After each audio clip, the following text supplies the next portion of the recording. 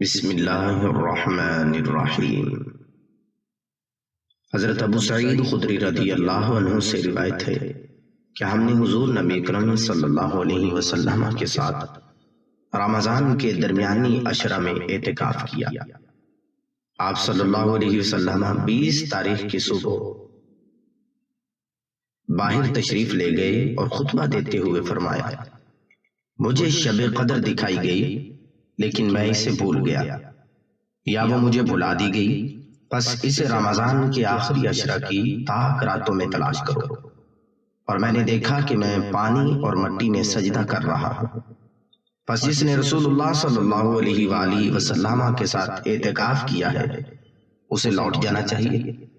ہم لوٹ گئے اور ہمیں آسمان میں کوئی بادل نظر نہیں آیا تھا، چنانچہ ایک بدلی آئی اور برسنے لگی، یہاں تک کہ مسجد کی چھت ٹپکنے لگی جو کھجور کی شاخوں کی تھی۔ نماز قائم کی گئی تو میں نے رسول اللہ صلی اللہ علیہ وسلم کو پانی اور مٹی میں سجدہ کرتے ہوئے دیکھا، یہاں تک کہ مٹی کا نشان میں نے آپ صلی اللہ علیہ وسلم کی پیشانی میں دیکھا۔